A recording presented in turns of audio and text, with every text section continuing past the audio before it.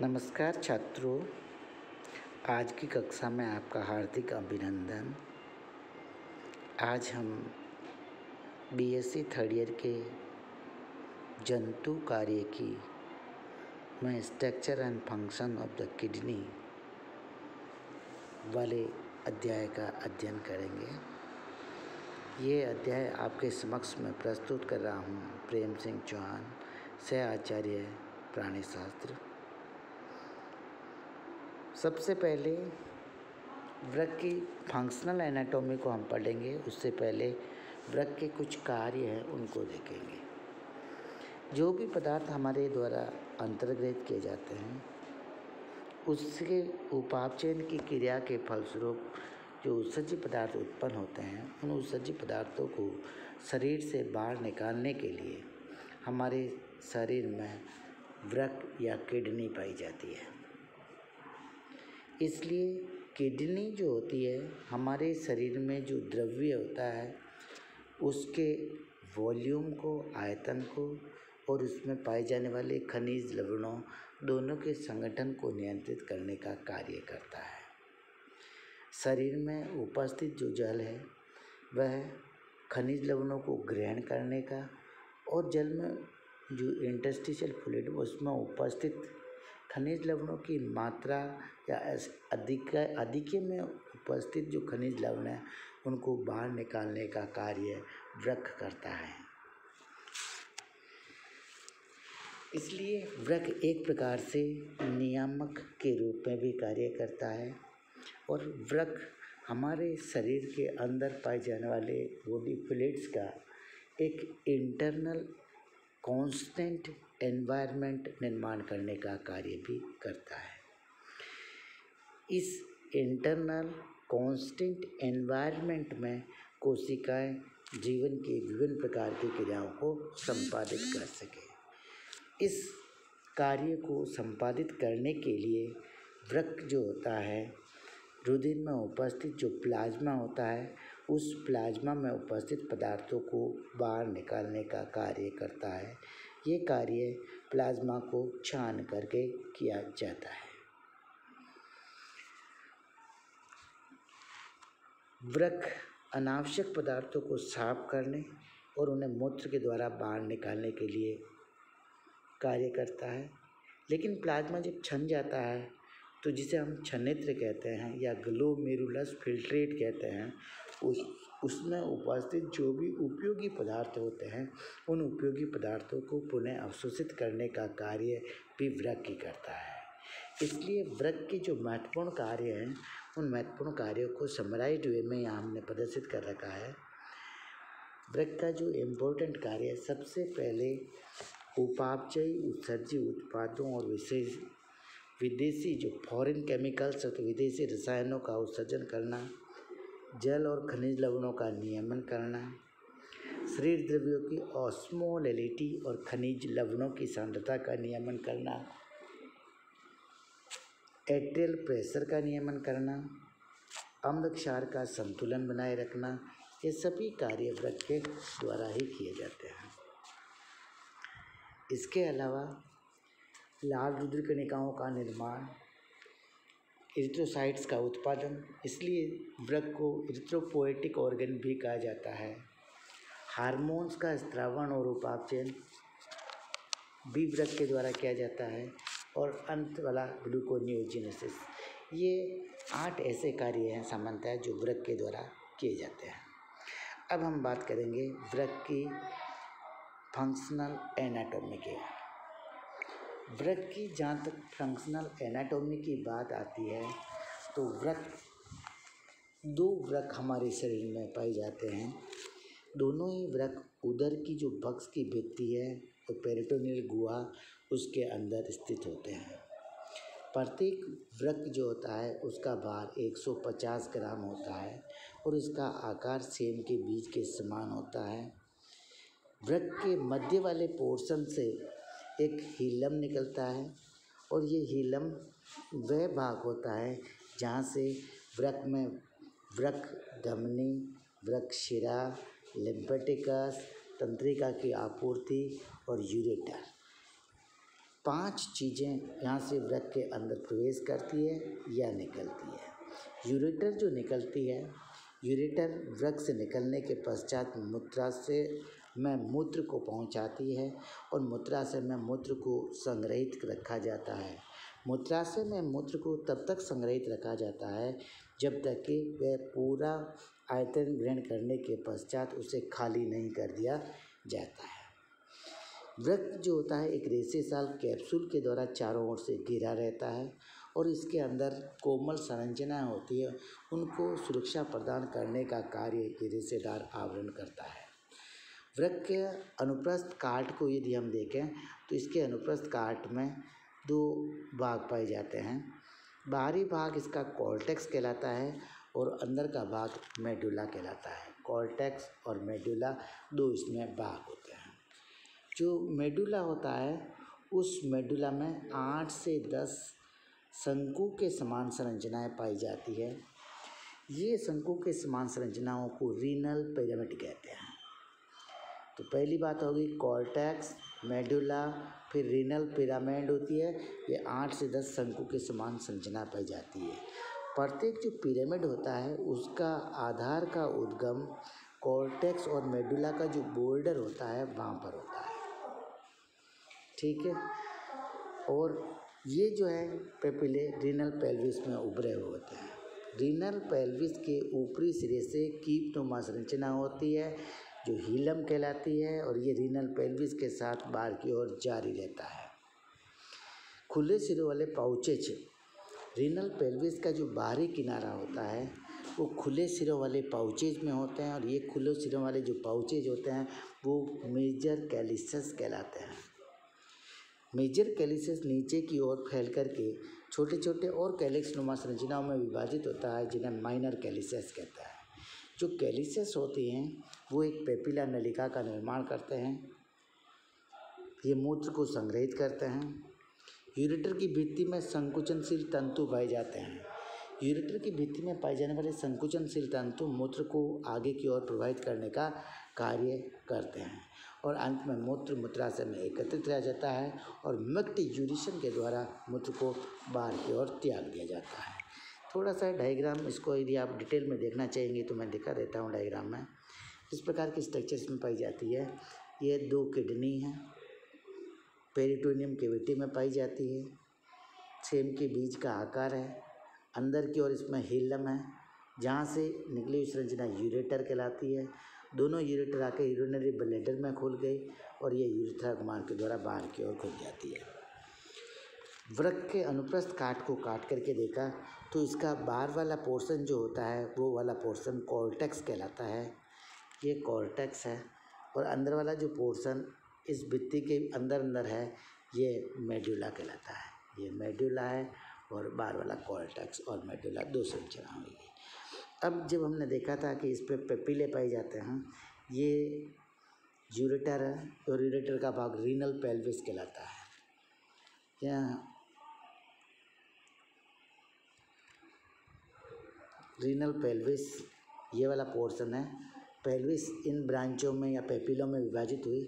रीनस के ये जो पेपिले ब्रांचेज हो गई तो ये जो 3 संरचना हमारे पास बनी है ये तीनों ही संरचना क्या हो गई, मेजर कैलिसेस हो गए। एक ये, दूसरा ये वाला और फिर तीसरा ये वाला। ये 3 मेजर 1, 2 और 3 जो 3 मेजर कैलिसेस हो गई। प्रत्येक मेजर कैलिसेस आगे फिर विभाजित हो रहा है और छोटी छोटी शाखा बना रहा है। जैसे ये वाला था तो उसमें 1, 2 और 3 ब्रांचेज निकल गई। ये 3 ब्रांचेज जो हैं मेजर कैलिसेस के बाद में ये माइनर कैलिसेस कहलाती है। मेजर और माइनर कैलिसेस। अब इनकी भित्ति में ये क्या है, एक नेफ्रॉन बता रखा है एनलार्ज हुआ। ये नेफ्रॉन है, इसका इधर बाहर की ओर तो क्या है मेल्पिजिन का है, फिर लूप ऑफ हेनले है, फिर यह दूरस्थ नलिका है। तो रीनल का कॉर्टेक्स बता दिया, पेलिक्स बता दिया, अंदर वाला मेडुला बता दिया। ये रीनल पायरिमिड, कॉर्टेक्स के ऊपर उभारनुमा संरचना पाई जाती, शंकु के समान संरचना जो रीनल पायरिमिड कहलाती है। अब आगे की ओर चलें तो उससे पहले मनुष्य का प्रत्येक किडनी का भार आपको बता दिया 150 ग्राम होता है। अब किडनी में की जो संरचनात्मक क्रियात्मक इकाई जो होती है उसको हम नेफ्रॉन्स कहते हैं। एक वृक्क में लगभग 8 से 10 लाख 8 to 10 लाख जो है नेफ्रॉन्स पाए जाते हैं। प्रत्येक जो नेफ्रॉन्स होता है वो मूत्र निर्माण करने में सक्षम होता है, किंतु यदि नेफ्रॉन्स क्षतिग्रस्त हो जाए तो नेफ्रॉन्स का पुनरुद्भवन नहीं होता है। इसलिए वृक्क में कोई भी क्षति हो जाए या रोग हो जाए या आयु के साथ साथ जंतु की जो आयु में वृद्धि होती है त्यों त्यों क्रियात्मक नेफ्रॉन्स की संख्या में कमी होती है। ऐसा माना जाता है कि 40 वर्ष तक की उम्र प्राप्त कर देता है जब आदमी है तो उसमें नेफ्रॉन्स की संख्या 10 वर्षों में 10% कम हो जाती है। 40 वर्ष की उम्र ग्रहण कर लेने के पश्चात आगामी 10 वर्षों में यानी 50 साल का होता है तब उसमें 10% नेफ्रॉन्स की संख्या कम हो जाती है। इसी प्रकार से व्यक्ति जब 80 साल की उम्र ग्रहण करता है तो उसमें जो फंक्शनल नेफ्रॉन्स की संख्या है वो 40% कम हो जाती है। 40% नेफ्रॉन्स की संख्या कम हो जाती है। नेफ्रॉन्स की संख्या का कम होने से अभिप्राय है, कम होने का मतलब वृक्क के द्वारा किए गए कार्य में कमी होना नहीं होता है, क्योंकि जो शेष बचे हुए 60% नेफ्रॉन्स है वो उन जो 100% नेफ्रॉन्स के द्वारा जो कार्य किया जा रहा था उस कार्य की क्षतिपूर्ति कर लेते हैं। इसलिए नेफ्रॉन्स में एक प्रकार का अनुकूलन स्थापित हो जाता है। इस अनुकूलन के माध्यम से जो क्षतिग्रस्त हुए नेफ्रॉन्स हैं उनका कार्य जो है दूसरे नेफ्रॉन्स कर लेते हैं। इसलिए ऐसा महसूस नहीं होता कि वृक्क की जो कार्य प्रणाली है वो धीमी हो गई है। तो ये अनुकूलन के कारण वृक्क की कार्य प्रणाली में कोई कमी नहीं है। अब हम देखेंगे प्रत्येक जो नेफ्रॉन्स होता है उसकी संरचना में क्या होता है। प्रत्येक जो नेफ्रॉन कैपिलरीज का एक गुच्छा होता है, ये ब्लड कैपिलरीज के गुच्छे को ग्लोमेरुलस कहते हैं। ग्लोमेरुलस ही वह संरचना है जिसमें ब्लड एफरेंट ब्रैंकियल आर्टरीज के द्वारा आता है और इफरेंट के द्वारा जाता है। दोनों का जो डायमीटर होता है वो भिन्न भिन्न होता है और भिन्न भिन्न डायमीटर के कारण यहाँ पर ग्लोमेरुलस हाइड्रोस्टैटिक प्रेशर बनता है जिससे प्लाज्मा छनता है और प्लाज्मा का जो क्षमता बनता है उसको छनित्र द्रव कहा जाता है। ग्लोमेरुलस के पश्चात एक लंबी नलिका निकली होती है जो छनित्र द्रव को मूत्र में परिवर्तित करने का कार्य करती है और मूत्र में परिवर्तित करने के पश्चात ये छनित्र द्रव रीनल पेल्विस में आ जाता है और पेल्विस से यूरेटर के द्वारा मूत्राशय में चला जाता है। ग्लोमेरुलस में मैंने बता दिया कि एफरेंट और इफरेंट लाती है, तो यहाँ उसको कह रहा है ये ब्रांचिंग एनास्मोस्टिंग ग्लोमेरुलर कैपिलरीज पाई का नेटवर्क पाया जाता है जिसके कारण कैपिलरीज में एक हाइड्रोस्टैटिक प्रेशर उत्पन्न होता है। इस हाइड्रोस्टैटिक प्रेशर की वैल्यू 60 mmHg के बराबर होती है और यहाँ पर ग्लोमेरुलर एपिथेलियल सेल्स के द्वारा यह आवृत्त रहता है। कैपिलरीज का ये गुच्छा या ग्लोमेरुलस जो होता है एक कैप्सूल में बंद रहता है, कैप्सूल में बंद रहता है जिसे बाउमन्स कैप्सूल कहते हैं। ये कैपिलरीज का हिस्सा और बाउमन्स कैप्सूल दोनों मिलकर के मेलपीजियन काय का निर्माण करते हैं। ग्लोमेरुलर की कोशिकाएं छनित्र जो होता है उसको पहले कहाँ से जाएगा, ग्लोमेरुलस से ये जाएगा समीपस्थ नलिका में, समीपस्थ नलिका से फिर जाएगा छनित्र लूप ऑफ हेनले में, लूप ऑफ हेनले से रीनल मेडुला में। जो लूप ऑफ हेनले होता है वो मेडुला में स्थित होता है और प्रत्येक लूप ऑफ हेनले में दो भुजाएं पाई जाती है, एक एस्केंडिंग और डिस्केंडिंग। एक अवरोही भुजा होती है और एक आरोही। अवरोही नीचे की ओर जाती है, आरोही वापस ऊपर की ओर लाती है। लूप ऑफ हेनले की जो भुजाएं हैं उनमें भी दो प्रकार के सेगमेंट्स पाए जाते हैं। जो पतला सेगमेंट होता है उसको thin segment of the loop of the Henle कहा जाता है। इसके पश्चात आरोही भुजा जो होती है वापस जब कॉर्टेक्स की तरफ लौटती है तो इसकी भित्ति मोटी हो जाती है और मोटी हो जाने पर इसको कहते हैं thick segment of the loop of Henley कहा जाता है। अब इस स्ट्रक्चर को आप इस डायग्राम के माध्यम से भी समझ सकते हैं। तो इस डायग्राम में हमने बता रखा है कि ये हमारे पास रीनल वेन और रीनल आर्टरी जो आती है, दोनों हिलम वाले पोर्शन से वृक्क में प्रवेश कर जाती है और फिर सेगमेंट में जाकर सेगमेंटल आर्टरीज का निर्माण करती है, या इंटरलोब्यूलर आर्टरी है और एक्यूरेट आर्टरीज है और इंटरलोब्यूलर आर्ट्रियोल्स है। ठीक है, ये तो इसकी ब्लड आपूर्ति के बारे में बताया। यहाँ नेफ्रॉन्स की संरचना को डिटेल से दिखा रखा है। पहले हम बात करेंगे ग्लोमेरुलस की। ये ग्लोमेरुलस दो ब्लड वेसल्स से मिलकर के बना होता है। जो ब्लड ला रही है इसमें वो एफरेंट आर्ट्रियोल कहलाती है। जो ब्लड यहाँ से ले जा रही है उसको इफरेंट आर्ट्रियोल कहेंगे। एफरेंट और इफरेंट आर्ट्रियोल के डायमीटर में फ़र्क होने के कारण यहाँ पर जो प्रेशर बनता है उसको ग्लोमेरुलर हाइड्रोस्टैटिक प्रेशर कहा जाता है, जिसको हमने पढ़ लिया है 60 mm H और G के बराबर ये होता है। ठीक है भाई, इसको तो हमने ग्लोमेरुलस कह दिया। अब ग्लोमेरुलस को आवृत करके रखने वाली जो संरचना होती है उसको यहाँ पे कहाँ लिखा है, उसको हम कहेंगे बाउमन्स कैप्सूल। तो ये दूसरी संरचना है जो होगी बाउमन्स कैप्सूल।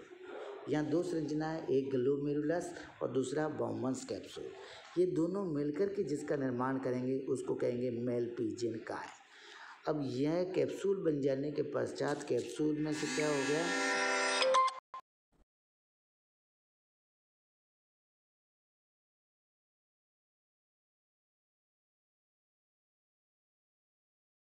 जाने के पश्चात ये कंटिन्यूस जो नलिका होती है वो लूप ऑफ हेनले कहलाती है। ये लूप ऑफ हेनले है इसकी। लूप ऑफ हेनले में जो ब्लड लाने वाली आर्ट्रियोल्स हैं और ब्लड ले जाने वाली वापस वेन बनती है जो एक्यूरेट वेन कहलाती है। ये लूप ऑफ हेनले के पश्चात प्रॉक्सिमल वाला पोर्शन प्रॉक्सिमल ट्यूब्यूल कहलाता है, फिर कलेक्टिंग ट्यूब्यूल कहलाएगा, फिर डिस्टल में जाएगा डिस्टल ट्यूब्यूल कहलाएगा और लास्ट में कलेक्टिंग ट्यूब कहलाएगी। ये सारी की सारी संरचना किसमें पाई जाती है, नेफ्रॉन्स में पाई जाती है। तो इनों के बारे में मैंने आपको बता ही दिया है कि जो आरोही भुजा होती है या नीचे लूप फैलने में थिन सेगमेंट और वापस थिक सेगमेंट पाया जाता है। ऊपर की ओर जहाँ एपरेंट और रिपरेंट संरचना खुल रही है वहाँ पर विशिष्टीकृत उपला कोशिकाओं का एक समूह होता है और ये विशिष्टीकृत उपला कोशिकाओं का समूह मैक्यूला डेंसा कहलाता है। मैक्यूला डेंसा नेफ्रॉन की कार्य प्रणाली के लिए बहुत महत्वपूर्ण भूमिका निभाता है, क्योंकि यहाँ से जो द्रव दूरस्थ नलिका में प्रवेश करता है और समीपस्थ नलिका की रीनल कॉर्टेक्स में पाई जाती है, उसके पश्चात कलेक्टिंग ट्यूब्यूल्स में जाता है और कॉर्टिकल कलेक्टिंग ट्यूब्यूल में जाएगा। कॉर्टिकल कलेक्टिंग ट्यूब्यूल्स जो होती है वो 8 से 10 कॉर्टिकल कलेक्टिंग डक्ट्स में खुलती है और 8 से 10 कॉर्टिकल कलेक्टिंग जो डक्ट होती है वो मिलकर मेडुला की तरफ चलती हुई एक कलेक्टिंग डक्ट का निर्माण करती है, संग्रहण वाहिनी का निर्माण करती है। इस प्रकार संग्रहण वाहिनी अंततः जाकर के रीनल पेल्विस में खुल जाती है और पेल्विस से जो है यूरिन यूरेटर के द्वारा यूरिनरी ब्लैडर में चला जाता है। एक जो वृक्क होता है उसमें लगभग 250 बड़ी कलेक्टिंग डक्ट्स पाई जाती है, संग्रह वाहिनियाँ पाई जाती है 250। और ये 250 जो संग्रह वाहिनियाँ होती है वो 4000 नेफ्रॉन से मूत्र को एकत्रित करने की क्षमता रखती है।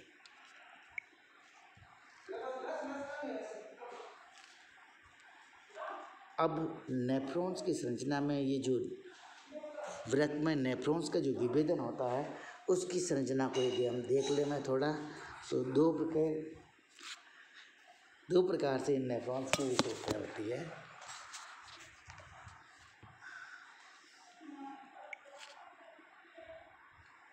नेफ्रॉन्स को उनकी व्यवस्था के आधार पर दो प्रकारों में बांटा गया है। एक कहलाता है कॉर्टिकल नेफ्रॉन्स और दूसरा कहलाता है जक्स्ट्रा मेडुलरी नेफ्रॉन्स। यद्यपि जो प्रत्येक नेफ्रॉन्स में ऊपर जितने वर्णित किए गए अवयव हैं वो सभी अवयव पाए जाते हैं, जैसे afferent arterioles, efferent arterioles, Bowman's capsules, loop of Henle, collecting duct और कलेक्टिंग डक्ट के बाद में यूरेटर तक की सभी संरचना प्रत्येक नेफ्रॉन्स में पाई जाती है, किंतु इनकी व्यवस्था थोड़ी भिन्न भिन्न प्रकार की होती है। कॉर्टिकल जो नेफ्रॉन्स होता है वो उसका जो ग्लोमेरुलस होता है वो आउटर कॉर्टेक्स में स्थित होता है, इसलिए इसको कॉर्टिकल नेफ्रॉन्स कहा जाता है। कॉर्टिकल नेफ्रॉन्स का लूप ऑफ हेनले छोटा होता है, ये मेडुला में कम डिस्टेंस तक जाता है। जो जक्स्टा मेडुलरी नेफ्रॉन्स होता है उस नेफ्रॉन्स में लगभग 20 से 30 नेफ्रॉन्स होते हैं। इनके जो ग्लोमेरुलाई होते हैं वो कॉर्टेक्स में गहराई में स्थित होते हैं और इसका जो लूप ऑफ हेनले होता है वो मेडुला में होता है, इसलिए इसको जक्स्टा मेडुलरी नेफ्रॉन कहा जाता है।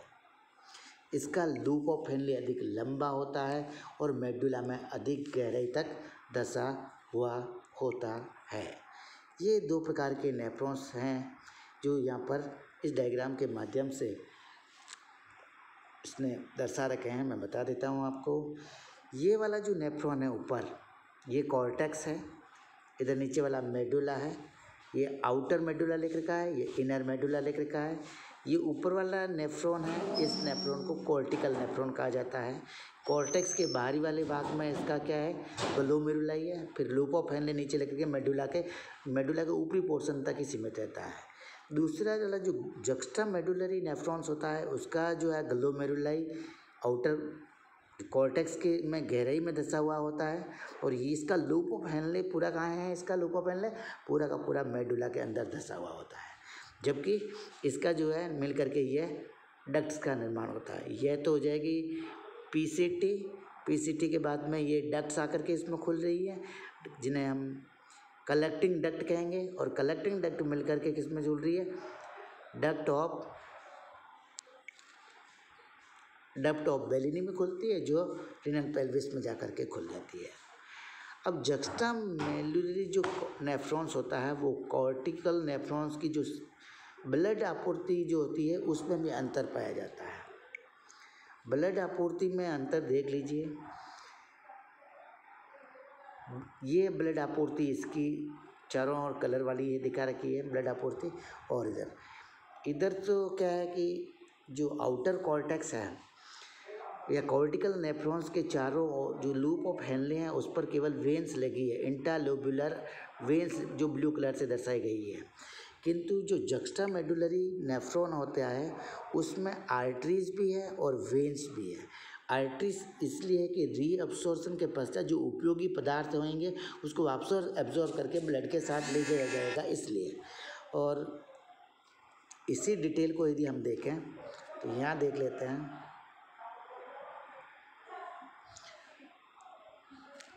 कॉर्टिकल नेफ्रॉन के लिए पूरा ट्यूबुलर सिस्टम जो होता है पेरिट्यूबुलर कैपिलरीज की जालिका के द्वारा घिरा हुआ होता है, जबकि जक्स्टा के मेडुलरी नेफ्रॉन्स जो होता है वहाँ पर अपले धमनिका या आर्ट्रियोल्स पाई जाती है ग्लोमेरुलाई के निकट, जो वापस बाहरी मेडुला में जाती है और वह विशिष्टिकर पेरिट्यूबुलर कैपिलरी में विभाजित हो जाती है। इस प्रकार जो जक्स्टा मेडुलरी नेफ्रॉन्स हैं उसकी कैपिलरीज के पार वासा रेक्टा पाया जाता है। ये जो वासा रेक्टा होता है लूप हेनले के पैसर में पाया जाता है और वासा रेक्टा के कारण ये वापस कॉर्टेक्स की तरफ आकर कॉर्टिकल सिरा में खाली हो जाता है। इस प्रकार विशिष्टीकृत जालक जो होता है एक सांद्रित मूत्र के निर्माण के लिए आवश्यक होता है। वे जंतु जो सांद्रित मूत्र का उत्सर्जन करते हैं उसमें जो वासा रेक्टा है वो अधिक विकसित होता है। या जक्स्टा मेडुलरी नेफ्रॉन्स की संख्या सांद्रित मूत्र का उत्सर्जन करने वाले जंतुओं में अधिक पाई जाती है। असाइनमेंट के रूप में आज का हमने केवल इसकी स्ट्रक्चर पढ़ी है। आज का असाइनमेंट आपका है वृक्क के कार्यों की व्याख्या कीजिए। वृक्क के क्रियात्मक संरचना का वर्णन कीजिए। Explain the functions of the kidney and describe the functional architecture of the kidney. Thank you for watching this video. कई में इस अध्याय में कुछ वर्तनी की अशुद्धियाँ आ गई है तो आप उन्हें सही करके समझ लें। वीडियो को वॉच करने के लिए बहुत बहुत धन्यवाद। आपका दिन शुभ हो।